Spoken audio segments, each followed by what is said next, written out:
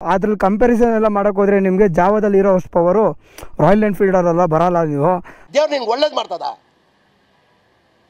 ನಿನ್ನ ಜನ್ಮಕ್ಕೆ ಹೋಗು ಅನ್ಕೋಬೋದು ಗುರು, ಏನು ಗುರು ಹಂಗೆಲ್ಲ ಮಾತಾಡ್ತೀಯ ಅಂತ. ಇರೋ ಸೆಗ್ಮೆಂಟಲ್ಲಿ ನಾನು ಹೇಳ್ತಿರೋದು ಯಾವ ಥರ ಐತೆ ತೋರಿಸ್ತೀನಿ ನೋಡ್ರಿ. ಆ ಹೆಲ್ಮೆಟ ಅದು ಕೈಯ ಸಾಯಿ ಸಿಂಬಲ್ ಬೇರೆ ಹಾಕ್ಬಿಟ್ಟವನೆ.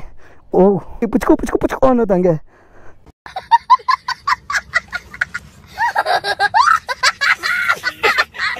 ಹೆಂಗೈತೆ ನೋಡ್ರಿ, ಇದು ಗಟ್ಟಿ ಐತೆ ಅಂತ ಯಾರು ಕೊಟ್ಟವನೋ ಇದನ್ನ ಹಿಡ್ಕೊಬೇಕು ನನ್ನ ಮಗನ್ನ.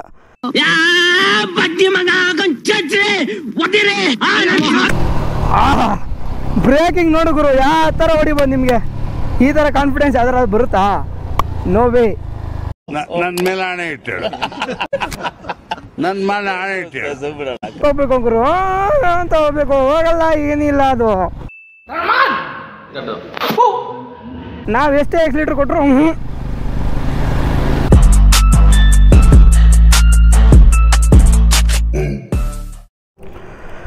ನಮಸ್ಕಾರ ಎಲ್ರಿಗೂ, ಮತ್ತೊಂದು ವಿಡಿಯೋಗೆ ಸುಸ್ವಾಗತ. ನಾನು ನಿಮ್ಮ R15 ಕಿಡ್. ಎಲ್ಲ ಚೆನ್ನಾಗಿದ್ದೀರಾ ಅಂತ ಅಂದ್ಕೊಂಡಿದ್ದೀನಿ. ಟೈಟಲ್ ತಮ್ಮನೆಲ್ಲ ನೋಡ್ಕೊಂಡಿರ್ತೀರಾ. ಇವತ್ತು ಯಾವ ಗಾಡಿ ಇದೆ ಅಂತ, ಜಾವಾ 42.2. ಹೆಸರೇ ಕೇಳೋಕೆ ಒಂಥರ ಆಯ್ತಲ್ಲ, ಭಾರಿ ಆಗಿದೆಯಲ್ಲ. ಇದು ನಾನು ಮರ್ತೆ ಹೋಗ್ಬಿಟ್ಟೆ, 1929 ಪ್ರೊಡಕ್ಷನ್ ಇರೋದು ಇದು ಗಾಡಿ. ಜಾವಾ ಅವಾಗ್ಲಿಂದನೂ ಇದೆ. ಲೆಜೆಂಡ್ ಗಾಡಿ ಅಂದರೆ ಜಾವಾನೇ ಅನ್ಕೋಬೋದು ನೀವು. ಲೈಕ್ ನಿಮ್ಗೆ ಹೆಂಗೆ ಅಂದರೆ, ನಿಮಗೆ ರಾಯಲ್ ಎನ್ಫೀಲ್ಡು, ಜಾವಾ ಅದ್ರಲ್ಲಿ ಕಂಪ್ಯಾರಿಸನ್ ಎಲ್ಲ ಮಾಡೋಕೆ ಹೋದರೆ ನಿಮಗೆ ಜಾವದಲ್ಲಿ ಇರೋ ಅಷ್ಟು ಪವರು ರಾಯಲ್ ಎನ್ಫೀಲ್ಡಲ್ಲ ಬರಲ್ಲ. ನೀವು ದೇವ್ರು ನಿಂಗೆ ಒಳ್ಳೇದು ಮಾಡ್ತದ ನಿನ್ನ ಜನ್ಮಕ್ಕೆ ಹೋಗು ಅನ್ಕೋಬೋದು ಗುರು, ಏನು ಗುರು ಹಂಗೆಲ್ಲ ಮಾತಾಡ್ತೀಯ ಅಂತ. ಇರೋ ಸೆಗ್ಮೆಂಟಲ್ಲಿ ನಾನು ಹೇಳ್ತಿರೋದು ಇದು liquid cooled engine single cylinder 2021 model. ಇದು ಜಾವಾ 21 ತೊಗೊಂಡಿದ್ದೀವಿ ಇವರು. ಇದರಲ್ಲಿ ನಿಮ್ಗೆ ಅರೌಂಡ್ ನಿಮಗೆ ಡ್ಯುಯಲ್ ಚಾನಲ್ ABS ಕೂಡ ಬರುತ್ತೆ. ಆಮೇಲೆ ನಿಮಗೆ ಇದು ಒಂದು ಎಕ್ಸ್ ಶೋರೂಮ್ ಪ್ರೈಸ್ ಇಟ್ಕೊಂಡು 2.30 ಇತ್ತು ನಾನು ನೋಡಿದಾಗ. ರಾಂಗ್ ಅಂದರೆ ನಾನು ಅಲ್ಲಿ ಡಿಸ್ಪ್ಲೇ ಮಾಡಿರ್ತೀನಿ, ನೋಡ್ಕೊಳ್ಳಿ ಮೇಲ್ಗಡೆನೇ ನೋಡಿ. ಒಂದು ಲುಕ್ ಹಾಕ್ಕೊಂಬಿಡಿ. ಗಾಡಿ ನೋಡೋಕೆ ಮಾತ್ರ ಕ್ರೇಜಾಗಿದೆ. ಮೇಯ್ನ್ ಯೂಸ್ ಅಂದರೆ ನೀವು ಲಾಂಗ್ ಟೂರಿಂಗ್ ಅವ್ರಿಗೆ ಭಾರಿ ಗಾಡಿ ಮಾತ್ರ ಇದು. ಓಡ್ಸೋಕ್ಕೂ ಮಜಾ ಇದೆ, ಸಖತ್ ಮಜಾ ಇದೆ ಗುರು. ನಿಮ್ಗೇನು ಪವರ್ ಹೆಂಗೆ ಫೀಲ್ ಆಗುತ್ತೆ ಅಂದರೆ, ನಾನು ಡ್ಯೂಕ್ ಓಡಿಸ್ತೀನಲ್ಲ ಅದೇ ಫೀಲ್ ಇದರಲ್ಲೂ ಸ್ವಲ್ಪ ಇದೆ ಗುರು. ಓಡ್ಸ್ ನೋಡಿದಾಗೆ ಗೊತ್ತಾಗುತ್ತೆ. ನೀವು ಯಾರು ಓಡ್ಸ್ ನೋಡಿಲ್ವೋ, ನೀವು ಜಾವಾ ಶೋರೂಮ್ಗೆ ಹೋಗಿ ಟೆಸ್ಟ್ ರೈಡ್ ತೊಗೊಂಡು ನೋಡಿ, ಸಕ್ಕತ್ತಾಗಿದೆ. ಏನೋ ಲೈಕ್ ನಿಮಗೆ ಟೂರಿಂಗು ಓಡಿಸ್ಬೋದು. ಒಂದು ಕಡೆ ಇದು ಮಾಡಿರೋದು ಎಂತಕ್ಕೆ ಅಂದರೆ ಟೂರಿಂಗ್ ಸೆಟಪ್ಪು ಇದೆ. ಆಮೇಲೆ ಇನ್ನೊಂದೇನೆಂದರೆ ಸ್ಪೋರ್ಟಿ ಲುಕ್ ಆಗಿದೆ. ನಿಮಗೆ ಸ್ಪೋರ್ಟಿ ಓಡ್ಸೋಕ್ಕೂ ಇದೆ, ಅಷ್ಟು ಪವರ್ ಇದೆ ಇದರಲ್ಲಿ. ಏನು ಒಂದು ಸ್ಪೋರ್ಟ್ಸ್ ಬೈಕ್ ಅನ್ನೋದ್ರಲ್ಲಿ ಇದರಲ್ಲೇ ಏನೂ ತಪ್ಪೇ ಇಲ್ಲ, ಆ ಥರ ಇದೆ. ಸೀರಿಯಸ್ಸಾಗಿ ಅಂಥ ಪವರ್ ಇದೆ ಈ ಗಾಡೀಲಿ. ಲೈಕ್ ನಿಮಗಿದು ಹಾರ್ಸ್ ಪವರ್ ನಿಮಗೆ ಅರೌಂಡ್ ಹಿಡ್ಕೊಂಡು ನಿಮಗೆ 27 ಹಾರ್ಸ್ ಪವರ್ ಇದೆ, 27 ಟಾರ್ಕ್ ಇದೆ. ಈ ಜಾವದಲ್ಲಿ ಇಲ್ಲಿ 42 ಕ್ಲಾಸಿಕ್ ಲೆಜೆಂಡ್ ಅಂತ ಕೊಟ್ಟಿದ್ದ ನೋಡಿ ಸ್ಟಿಕರಿಂಗ್. ಇದು ಭಾರಿ ತುಂಬ ಇಷ್ಟ ಆಗೋಯ್ತು ಗುರು. ನಿಮಗೆ ಆಲ್ಮೋಸ್ಟ್ ಕಂಪ್ಯಾರಿಸನ್ ನೀವೆಲ್ಲ ಮಾಡಿ ಸ್ಟಿಕರಿಂಗಿಂತ ಟ್ಯಾಂಕಲ್ಲಿ ಮಿಡಲಲ್ಲಿ 42 ಅಂತ ಕೊಟ್ಟಿದ್ದಾನೆ, ಸಕ್ಕತ್ತಾಗಿದೆ. ನನಗೆ ಹೆವಿ ಇಷ್ಟ ಆಗೋಗ್ಬಿಡ್ತು. ಆಮೇಲೆ ನಿಮಗೆ ಇಲ್ಲೊಂದು ಕಾಣಿಸ್ಬೋದು, ಒರಿಜಿನಲ್ ಜಾವಾ 1929 ಅಂತ ಇಲ್ಲೊಂದು ಬ್ಯಾಡ್ಜ್ ಕೊಟ್ಟಿದ್ದಾನೆ ಅಷ್ಟೇ. ಈ ಸೈಡು ಆ ಸೈಡು ಬ್ಯಾಡ್ಜ್ ಕೊಟ್ಟಿದ್ದಾನೆ. ಇನ್ನೊಂದು ಜಾವಾ ಅಂತ ಆ ಕಡೆ ಎರಡು ಕಡೆನೂ ಇಂಜಿನಲ್ಲಿ ಕೊಟ್ಟಿದ್ದಾನೆ. ಇಲ್ಲೊಂದು ಬೈಬ್ರೆ ಕ್ಯಾಲಿಬರ್ಸ್ ಕೊಟ್ಟಿದ್ದಾನೆ. ಆಲ್ಮೋಸ್ಟ್ ಎಲ್ಲ ಇವಾಗೆಲ್ಲ ಬೈಬ್ರೆನೇ ಯೂಸ್ ಮಾಡ್ತಾರೆ. ಫ್ರಂಟು ಬ್ಯಾಕು ಅದೇ ಕೊಟ್ಟಿದ್ದಾನೆ. ಲೈಕ್ ಫ್ರಂಟಲ್ಲಿ ಬೈಬ್ರೆ ಅಂತ ಕೊಟ್ಟಿದ್ದಾನೆ, ಹಿಂದೆಗಡೆ ಅದರ ಸಿಂಬಲ್ ಕೊಟ್ಟಿದ್ದಾನೆ ಅಷ್ಟೇ. ಆಮೇಲೆ ನಿಮ್ಗೆ ಇನ್ನೊಂದು ತೋರಿಸಿಲ್ಲ ನೋಡ್ರಿ, ಇಲ್ಲೊಂದು ಕೊಟ್ಟಿದ್ದಾನೆ ನೋಡಿ ಗುರು ಬ್ಯಾಡ್ಜು, ಜಾವಾ ಒರಿಜಿನಲ್ ಅಂತ. ಇದು ಸಕ್ಕತ್ತಾಗಿ ಕಾಣಿಸ್ತಿದೆ, ಬಟ್ ನಿಮಗೆ ಅದೆಲ್ಲ ಕಾಣಿಸಲ್ಲ.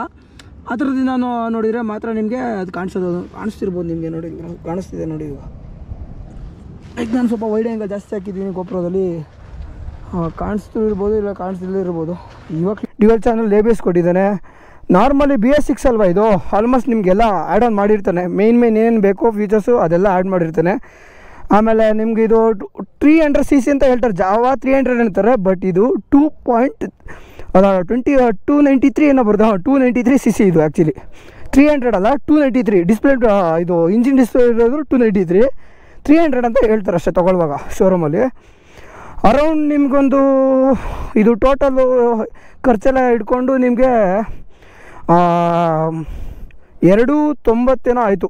290 ಆಯಿತು ಅಂತ ಹೇಳ್ದೆ ನಮ್ಮ ಫ್ರೆಂಡ್ ವಿಪುಲ್, ನಮ್ಮ ಕ್ಲಾಸ್ಮೇಟು, ಅವನದೇ ಈ ಗಾಡಿ ಇದು.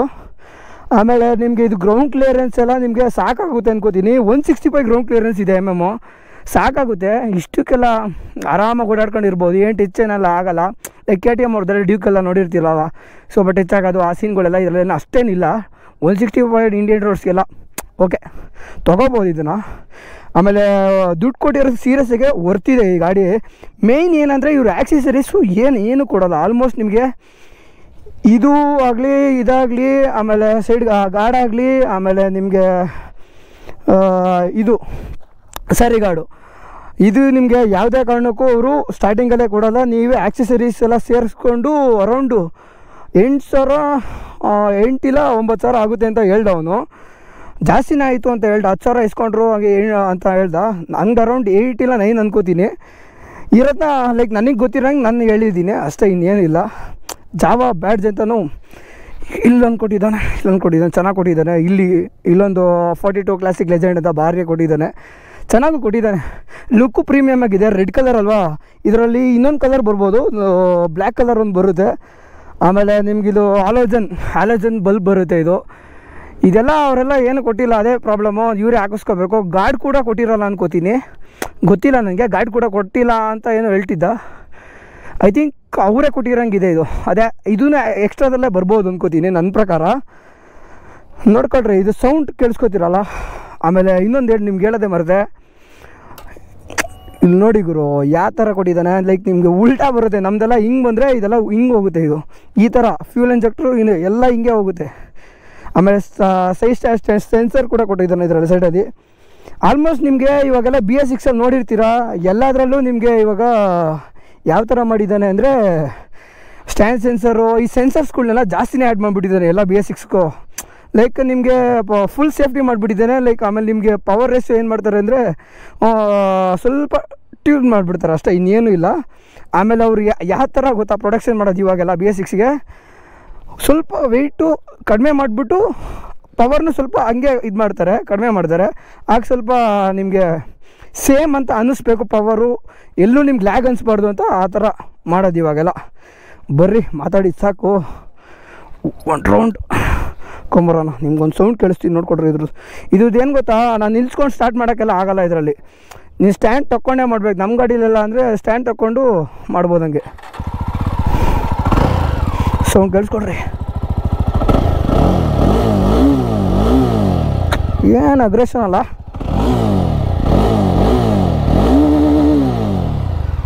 ಭಾರಿ ಅಲ್ಲ. ಆಮೇಲೆ ನಿಮಗೆ ಇದ್ರದ್ದು ಹೆಲ್ಮೆಟ್ ನೋಡ್ತೀರಾ ಯಾವ ಥರ ಕೊಟ್ಟಿದ್ದಾನೆ ಅಂತ. ಹೆಲ್ಮೆಟ್ ತಗೊಂಬ ಮಗ, ಹೆಲ್ಮೆಟ್ ತಗೊಂಬ. ಅದೆಲ್ಲ ನಮ್ಮನ್ನು ಯಾವನ ಹೆಲ್ಮೆಟ್ ಕೊಟ್ಟನ ಗೊತ್ತಿಲ್ಲ, ಸೀರಿಯಸ್ಸಾಗಿ ಹೇಳ್ತೀನಿ. ಯಾವ ಥರ ಐತೆ ತೋರಿಸ್ತೀನಿ ನೋಡ್ರಿ ಆ ಹೆಲ್ಮೆಟ. ಅದಕ್ಕೆ ISI ಸಿಂಬಲ್ ಬೇರೆ ಹಾಕ್ಬಿಟ್ಟವನೆ. ಓ ಹಿಂಗೆ ಪುಚ್ಕೋ ಅನ್ನೋದು ಹಂಗೆ.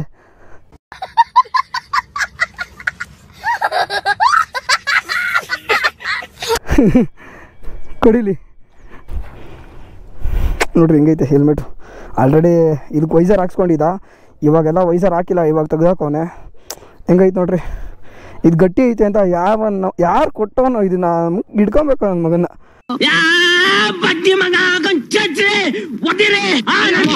ISI ಕೊಟ್ಬಿಟ್ಟವನು ಇದಕ್ಕೆ.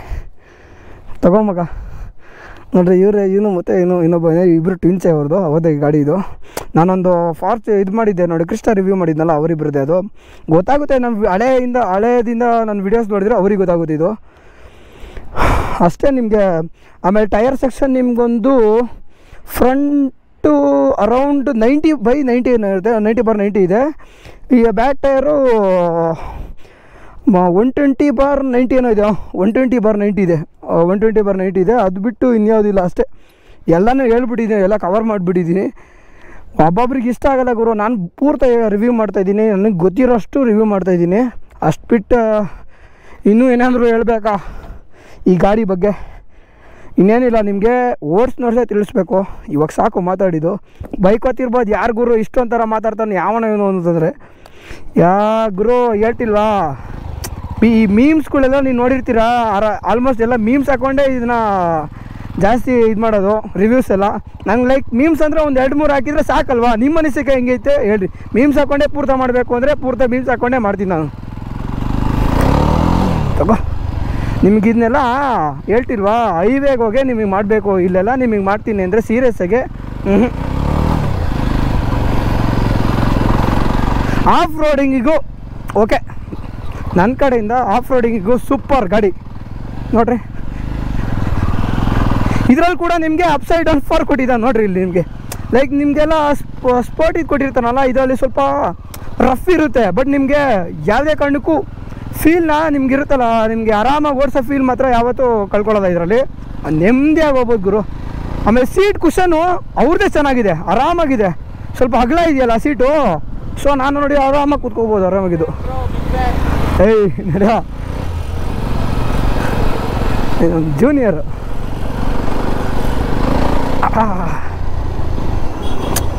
ಓಡ್ಸೋಕ್ಕೆ ಮಾತ್ರ ಭಾರಿ. ನನಗೆ ನಿಮಗೆ ಗೊತ್ತಿರ್ಬೋದು, ಹಳೆ ವಿಡಿಯೋಸಲ್ಲಿ ಹೇಳಿರ್ತೀನಿ, ನನಗೆ ಈ ಡಿಜಿಟಲ್ ಲೈಕ್ ಅನಲಾಗ್ ಡಿಜಿಟಲ್ ಇರುತ್ತಲ್ಲ, ಅನಲಾಗ್ ಮಾತ್ರ ನಂಗೆ ತುಂಬ ಇಷ್ಟ. ಆ ರೇವ್ ಇರುತ್ತೆ ನೋಡಿದ್ರೆ RPM ಇದರಲ್ಲಿ ಇಲ್ಲ, ನಂಗೆ ಆ ರೇವ್ ಇರುತ್ತೆ ನೋಡಿ RPM, ಅದ್ರಲ್ಲಿ ನಂಗೆ ತುಂಬ ಇಷ್ಟ. ನಿಮ್ಗೆ ಇದೆಲ್ಲ 0 to 100 ಹೊಡಿಬೇಕು ಅಂದರೆ ಇಲ್ಲೆಲ್ಲ ಆಗಲ್ಲ. ಟ್ರೈ ಮಾಡ್ತೀನಿ ತಡ್ರಿ.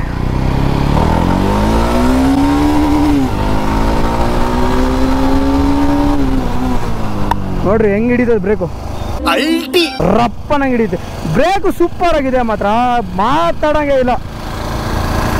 ಇದು ಬ್ರೇಕ್ ಪ್ಯಾಡ್ಸ್ ಎಷ್ಟು ಅಂತ ನನಗೂ ಗೊತ್ತಿಲ್ಲ, ಹೇಳಿದ್ದೆ ಸ್ವಲ್ಪ ಜಾಸ್ತಿ ಆಗುತ್ತೆ ಅಂತ. ಆಲ್ಮೋಸ್ಟ್ ಎಲ್ಲ ನೋಡಿರ್ತೀರ, ನಿಮಗೂ ಗೊತ್ತಿರುತ್ತೆ, ಅನುಭವ ಇರೋರ್ಗೆ ಹೇಳ್ತಿದ್ದೀನಿ. ಬ್ರೇಕ್ ಪ್ಯಾಡ್ಸ್ ಎಲ್ಲ ಆಲ್ಮೋಸ್ಟ್ ಕಾಸ್ಟ್ಲಿ ಇರೋದೇ ಹಾಕ್ಸ್ಬೇಕು, ಅದೇ ಬೆಟರು ನಿಮಗೆ.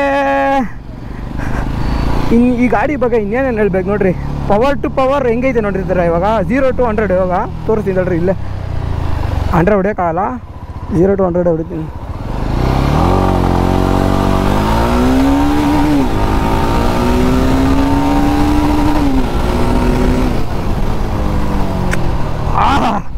ಬ್ರೇಕಿಂಗ್ ನೋಡು ಗುರು, ಯಾವ ಥರ ಹೊಡಿಬೋದು ನಿಮಗೆ.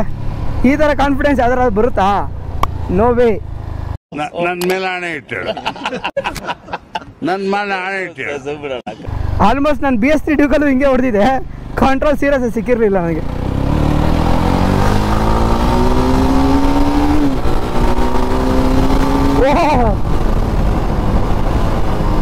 ಲೀನು ಮಾತ್ರ ಭಾರಿಯಾಗಿ ಮಾಡ್ಬೋದು ಗುರು, ಸಖತ್ತಾಗಿ ಲೀನ್ ಮಾಡ್ಬೋದು. ನಿಮ್ಗೆ ಇದು ಹೈವೇಗೆ ಹೋಗಿ ತೋರಿಸ್ಲೇಬೇಕು, ಇಲ್ಲ ಅಂದರೆ ನಿಮ್ಮ ಟಾಪ್ ಸ್ಪೀಡ್ ನಿಮ್ಗೆ ಇದೆಲ್ಲ ಗೊತ್ತಾಗಲ್ಲ ನಿಮ್ಗೆ. ಇದರಲ್ಲಿ ಆಫ್ ರೋಡಿಂಗಿಗೂ ಸೂಪರ್ ಗಾಡಿ ಮಾತ್ರ, ಇದು ಚಿಂದಿ ಗಾಡಿ ಮಾತ್ರ.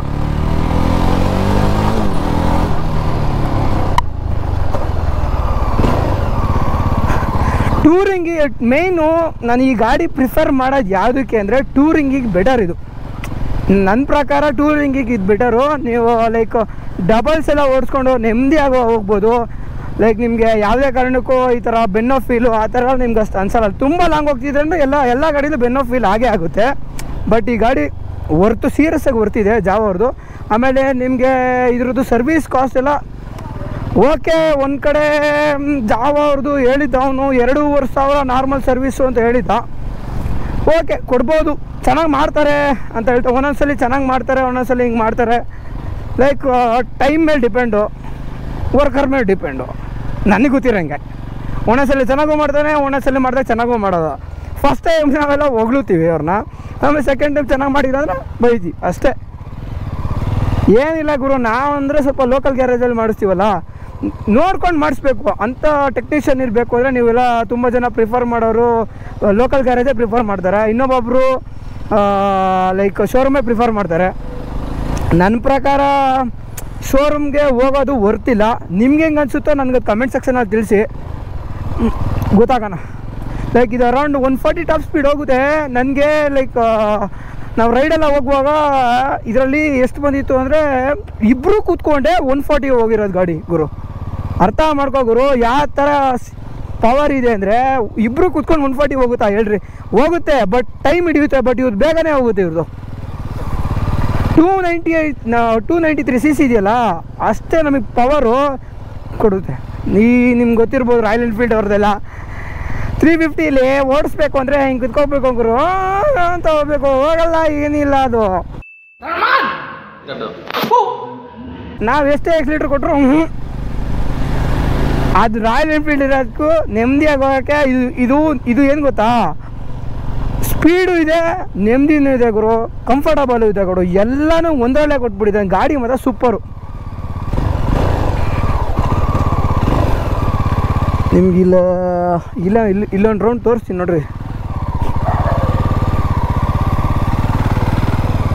0 to 100 1 2 3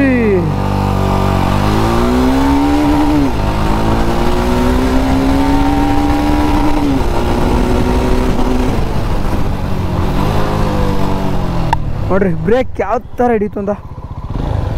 ಈ ಥರ ಕಾನ್ಫಿಡೆನ್ಸ್ ಕೊಡೋದು ಬ್ರೇಕ್. ನಮ್ಮ ಗಾಡೀಲಿ ಅಷ್ಟು ಕಾನ್ಫಿಡೆನ್ಸ್ ಇಲ್ಲ ಗುರು. ಇದು ಏನು ಗೊತ್ತಾ, ನಿಮ್ಗೆ ಯಾಕೆ ಆ ಥರ ಅನಿಸುತ್ತೆ ಅಂದರೆ ಲೈಕ್ ಬ್ರೇಕು ಇರುತ್ತೆ, ಆಮೇಲೆ ನಿಮ್ಗೆ ವೆಯ್ಟ್ ರೇಷನ್ನು ಕಂಪ್ಯಾರಿಸನ್ ಇರುತ್ತೆ. ವೆಯ್ಟ್ ಕಡಿಮೆ ಇಟ್ಬಿಟ್ಟು ನೀವು ಒಳ್ಳೆ ಬ್ರೇಕ್ ಪ್ಯಾಡ್ಸ್ ಹಾಕಿದ್ರೂ ಸರಿಯಾಗಲ್ಲ, ಅದು ತಕ್ಕಂತೆ ವೆಯ್ಟ್ ಇರಲೇಬೇಕು.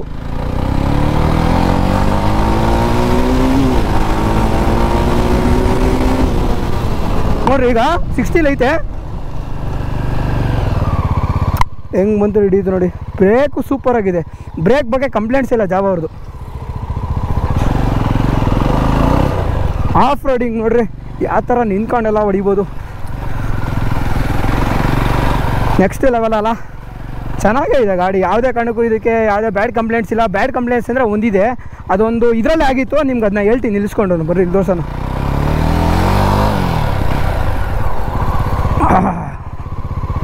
ಏನು ಗಾಡಿ ಗುರು, ಪವರ್ ಟು ಪವರು ಐತೆ. ಆಮೇಲೆ ನಿಮಗಿದು ಮೈಲೇಜ್ ಹಿಡ್ಕೊಂಡು ನಿಮಗೆ 35 ಏನೋ ಹೇಳಿದ್ದು. ಇವ್ನಿಗೇನೋ 30 ಬರ್ತಿದೆ. ಶೋರೂಮ್ ಅವ್ರು 35 ಅಂತ ಹೇಳಿದ್ರಂತೆ, ಇವ್ಗೊಂದು 30 ಬರ್ತಿದೆ. ಅಪ್ರಾಕ್ಸಿಮೇಟ್ಲಿ 30 ನೆನ್ಕೊಡಿ, 35 to 30 ಅಷ್ಟೇ. ಅದಕ್ಕಿಂತ ಎಕ್ಸ್ಪೆಕ್ಟೇಷನ್ ಮಾಡೋಕ್ಕಾಗಲ್ಲ. ಮೈಲೇಜ್ ಬೇಕು ಅಂತ ಈ ಗಾಡಿ ಮೇಲೆ ಬರ್ತೀನಿ ಅಂದರೆ ದೇವ್ರಣೆಗೂ ಆಗಲ್ಲ, ಹೇಳ್ಬಿಡಿ ನೀವು ಅಷ್ಟೇ. ಈ ಹಾಲೋಜನ್ ಬಲ್ಪ್ ಇದೆಯಲ್ಲ, ಈ ಹಾಲೋಜನ್ ಬಲ್ಪ್ ಯಾಕೆ ಈ ಥರ ಈಗಲೂ ಇದ್ದಾರೆ, ಯಾಕೆ ಗುರು LED ಹಾಕಿಲ್ಲ ಅಂತ ಅಂದರೆ ಇವರು ಫಸ್ಟಿಂದನೂ ಅದನ್ನೇ ಹಾಕ್ಕೊಂಡಿದ್ದಾರೆ. ಈಗಲೂ ಅದನ್ನೇ ಪ್ರಿಫರ್ ಮಾಡಿಕೊಂಡೇ ಓಡಿಸ್ತೀನಿ ಅಂತ ಅದನ್ನೇ ಮಾಡಿದ್ದಾರೆ. ಆಲ್ಮೋಸ್ಟ್ ನಿಮಗೆ ಇದು ಯಾವ ಥರ ಸ್ಟ್ರಕ್ಚರ್ ಇದೆ ಅಂದರೆ ಮುಂಚೆ ಹೆಂಗಿತ್ತು ಅದೇ ಥರನೇ ಒಂದು ಹೊಸ ಜಾವ ಕ್ರಿಯೇಟ್ ಮಾಡೋಣ ಅಂತಲೇ ಈ ಸೆಗ್ಮೆಂಟ್ ಮಾಡಿರೋದು.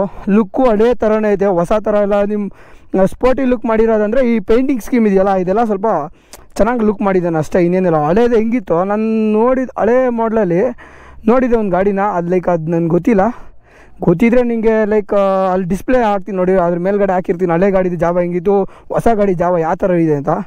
ಆಮೇಲೆ ನಿಮ್ಗೆ ಇದ್ರ ಡ್ಯೂಯಲ್ ಎಕ್ಸಾಸ್ಟ್ ಬರುತ್ತೆ, ಈ ಕಡೆನೂ ಬರುತ್ತೆ ಈ ಕಡೆನೂ ಬರುತ್ತೆ. ಒಬ್ಬೊಬ್ಬರು ಹಾಕ್ಸ್ಕೋತಾರೆ ಸೈಲೆನ್ಸರು, ಬಟ್ ಇದಕ್ಕೆಲ್ಲ ಬರ್ತಲ್ಲ ಸೈಲೆನ್ಸರ್ ನನ್ನ ಅನಿಸಿಕೆ. ಅವ್ರವ್ರ ಮೇಲೆ ಡಿಪೆಂಡ್ ಗುರು, ಅಷ್ಟೇ ಗುರು. ಈ ಗಾಡಿ ನೀವು ನೋಡ್ಕೊಂಬಿಡ್ರಿ, ಲೈಕ್ ನಿಮಗೆ ಟಾಪ್ ಸ್ಪೀಡೆಲ್ಲ ಬೇಕು ಅಂದರೆ 140-148ವರೆಗೂ ಎಕ್ಸ್ಪೆಕ್ಟ್ ಮಾಡ್ಬೋದು, ಅದ್ರ ಮೇಲಿಲ್ಲ. ಅಷ್ಟೆಲ್ಲ ಯಾವನಿಗೆ ಬೇಕು ಗುರು ಹೊಡಿಯೋಕ್ಕೆ. ಈ ಗಾಡಿ ಇರೋದೇ ಆರಾಮಾಗಿ ಹೊಡಿಯೋಕ್ಕೆ, ನಿಮ್ಮದೇ ಆಗಿ ಹೋಗ್ಬೋದು ಲಾಂಗ್ ಟೂರಿಂಗು. ಆಮೇಲೆ ನಿಮಗೆ ಕೂಲೆಂಟ್ ಇಲ್ಲ ಅಲ್ವಾ, ನಿಮಗೆ ಕೂಲೆಂಟ್ ಒಂದು ಹೇಳ್ತೀನಿ, ಒಂದು ಇಶ್ಯೂ ಆಗಿತ್ತು. ಇಲ್ಲಿ ಕಾಣಿಸ್ತಿದೆಯಾ ನೋಡ್ರಿ, ಇಲ್ಲಿ ಫ್ಯಾನು. ಈ ಫ್ಯಾನ್ ಏನಾಗಿತ್ತು ಅಂದರೆ ಲೈಕ್ ಕಟ್ಟಾಗಿದ್ದು ಅಂದರೆ ಹಂಗಾಗಿರಲಿಲ್ಲ. ಇದಕ್ಕೆ ಸ್ವಲ್ಪ ಬಿದ್ದಿದ್ದ, ಇಲ್ಲಿಂದ ಸ್ವಲ್ಪ ಏಟ್ ಬಿದ್ದಿತ್ತು, ಯಾರೋ ಒಬ್ಬ ಗುದ್ದಿದ್ದ. ಇಲ್ಲಿ ಗುದ್ದಿದ ತಕ್ಷಣ ಏನಾಗಿತ್ತು, ಸ್ವಲ್ಪ ಅಲ್ಲಿಗೆ ಹೆಂಗೆ ಫ್ಯಾನ್ ಏನಾಯಿತು ಅದು ಹೆಂಗಾಯಿತು ಅಂತಲೇ ಗೊತ್ತಿಲ್ಲ. ಲೈಕ್ ಗುದ್ದಿದ್ಕಾಯಿತು ಅದು ಹೆಂಗಾಯಿತು ಅಂತ ನನಗೂ ಗೊತ್ತಿಲ್ಲ. ಬಟ್ ಫ್ಯಾನ್ ವರ್ಕ್ ಆಗಲಿಲ್ಲ ಸಡನ್ನಾಗಿ, ಏನಾಯಿತು ನನಗೂ ಗೊತ್ತಾಗಿಲ್ಲ.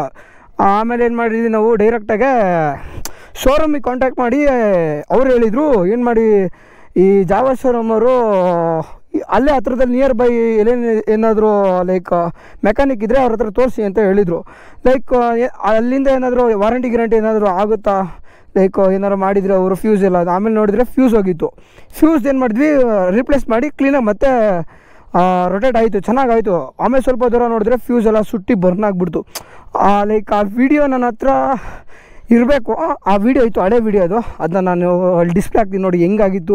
ಯಾವುದು ಹೊಗೆ ಬರ್ತಿತ್ತು, ಇಲ್ಲಿಂದ ಸ್ವಲ್ಪ ಹೊಗೆ ಬರ್ತಿತ್ತು. ಫುಲ್ ಸೀಟ್ ಹತ್ರ ಫುಲ್ ಇಲ್ಲೂ ಬರ್ತಿತ್ತು, ಇಲ್ಲೂ ಬರ್ತಿತ್ತು ಹೊಗೆ.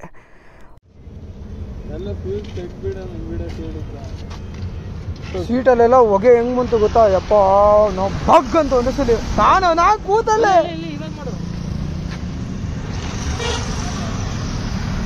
ಹೊತ್ಕೊಂಡ್ಬಿಟ್ಟಿತ್ತು. ಆಮೇಲೆ ಟೋ ಎಲ್ಲ ಮಾಡ್ಕೊಂಡು ಸಾಹಸ ಮಾಡ್ಕೊಂಡು ತಗೊಂಡೋದ್ವಿ. ಅದೊಂದು ಲೈಕ್ ಪ್ರಾಬ್ಲಮ್ ಆಗಿದೆ ಈ ಗಾಡೀಲಿ.